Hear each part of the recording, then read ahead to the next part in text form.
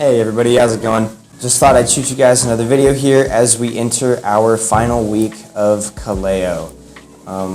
Right now I'm feeling very bittersweet. I'm very sad that Kaleo is almost over and that the summer is coming to an end for us, but at the same time I look back very fondly on the summer because it's gone by really fast, but it has been so much fun. But I hope you guys are all doing well. We're moving through July here. It's still super hot in Orlando, obviously. I wouldn't expect anything less. But we're hanging in there and we're still having a blast, but they're pushing us a little extra hard as we try to squeeze in this last week of Kaleo here. But we had a really, really good week. We had missions conference, which I will talk about in a little bit. And as of right now, we are moving through the beginning of back to campus week, which is preparing us to go back to campus and dive into ministry as we return to OSU. And I will talk about both of those things in a little bit. But the first thing I wanted to talk about is something really cool that I got to do this week.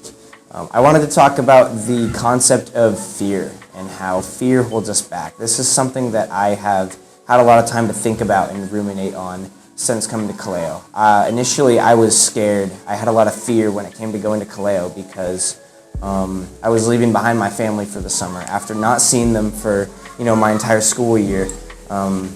Besides breaks and stuff, whatever.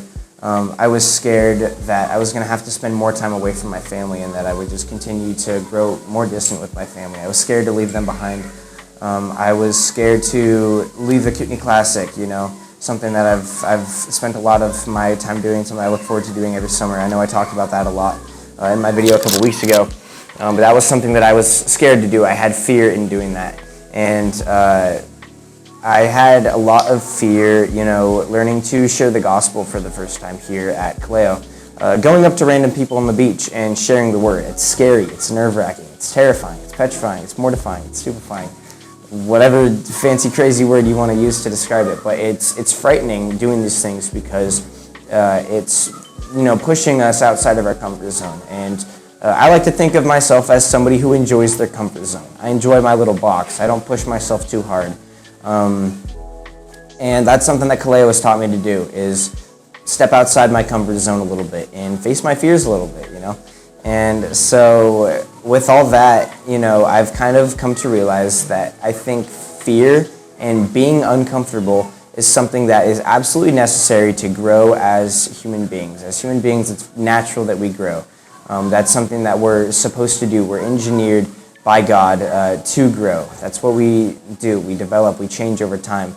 Not just our bodies, but our personalities, our thoughts, our emotions. We grow and we change over time. And the best way to grow is to be uncomfortable. You got to kind of force it a little bit.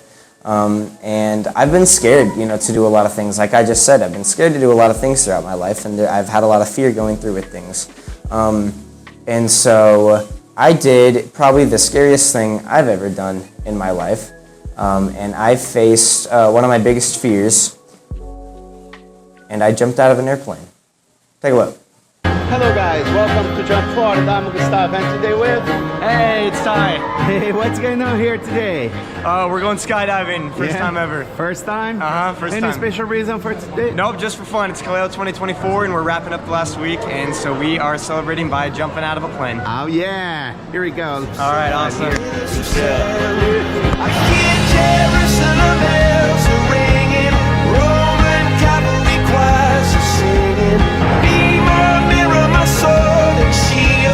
Missionaries in a foreign field. For some reason I can't explain. Once you go, there was never an honest word. That was when I ruled the world. Everything had ever been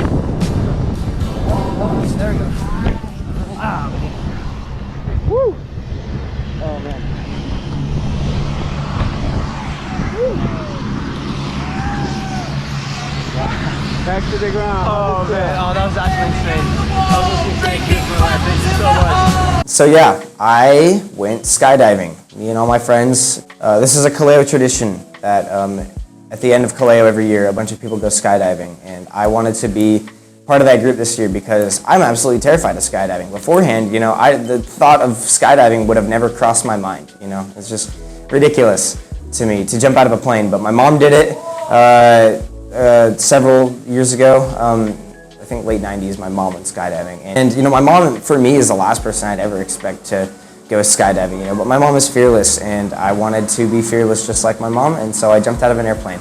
It was exhilarating, and it was fun, and it was eye-opening for me to face my fears and force myself to be uncomfortable, and now I'm not scared of it anymore, and honestly, it was probably one of the most fun things I've ever done in my life. And so I challenge you guys to face your fears this week and make yourself uncomfortable, because that's how we grow, and that's what I've learned a lot about this Kaleo. Anyways, enough with the cornball facing your fears crap. Let's talk about some real Kaleo content that we've been going through. Like I said, we had missions conference this week, and we had several speakers come in to talk to us about the need to go and be missionaries. Missionary is a very broad term, and a lot of people think about missionaries as people who are, bold in their faith and who are really brave and, go overseas and, share the word to people in other countries, which is pretty much exactly what it is. But it is a lot more, it's a lot deeper than that. The role of a missionary is deeper than that. And a lot of people like to say, I don't feel called to be a missionary. I'm too scared to be a missionary. God would have instilled me with a lot more bravery or a lot more heart to do it if he really wanted me to be a missionary.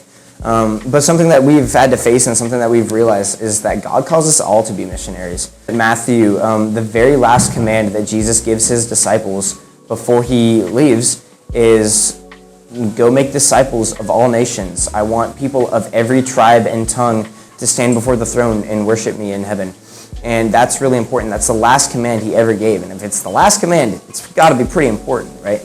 And so with that in mind, I've had a lot to think about regarding missions and realizing how much of the world is unreached. There are parts of the world, like America, that have a lot of access to the Bible, but there's a difference between people who are saved and unsaved and people who are reached and unreached. Because there's a very large percentage of the world that has no access to the Word, that most people don't know who Jesus is.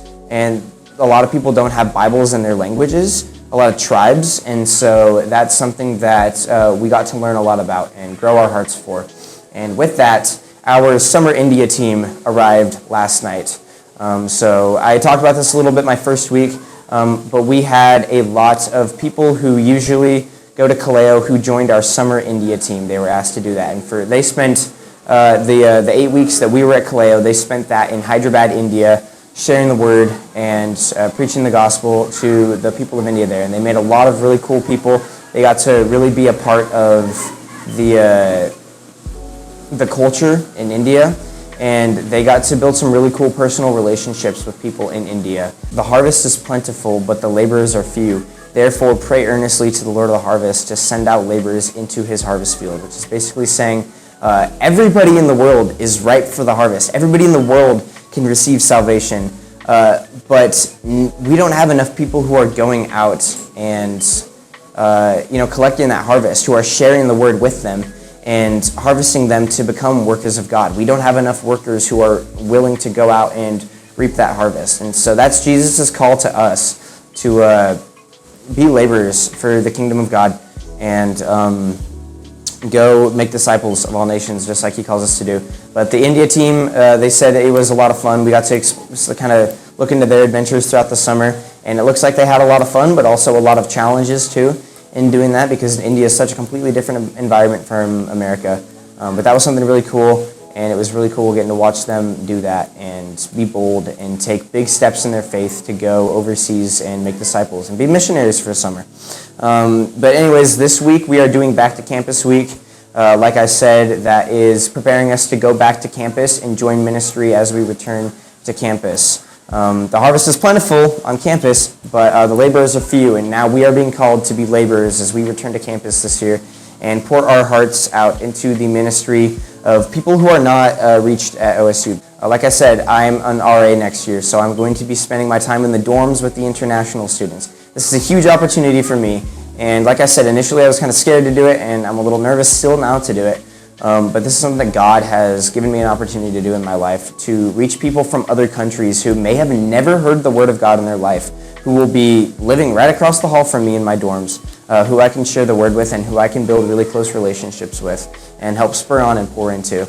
But yeah, so this week we're focusing a lot on how we can go about making disciples as we return to campus, the same way that we were brought to Kaleo by people who sought to make disciples. I talked a lot about last week about Nathan, and we got to talk to him a little bit. And Nathan was somebody who helped turn me into somebody who was passionate about making disciples. Nathan essentially discipled me. He was passionate about making disciples, and Nathan was a laborer. Nathan was a laborer for the harvest, and he saw me as a crop that was ready for picking. And so he went and he pursued me, and he helped me join the harvest, and so now I get to be a laborer, and I get to do the same thing that Nathan did last year with me, and be able to do that with some of the new freshman students and just students all across the OSU campus. So that's really exciting.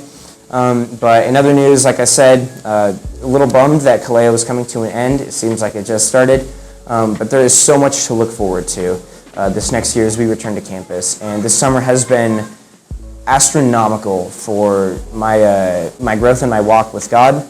I've made a lot of realizations about myself. I see where I need to grow now, and I'm excited to grow as I continue to walk this path that God has set me on.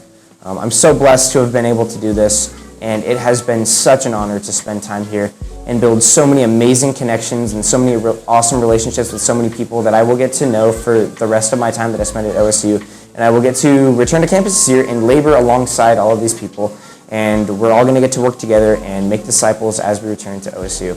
So with that being said, I'm going to keep the video brief, but thank you guys so much for watching. I hope you enjoyed my silly little skydiving video. But I love each and every one of you guys. Don't be afraid to hit me with prayer requests. And I will see you guys next week as we conclude Kaleo. See you guys.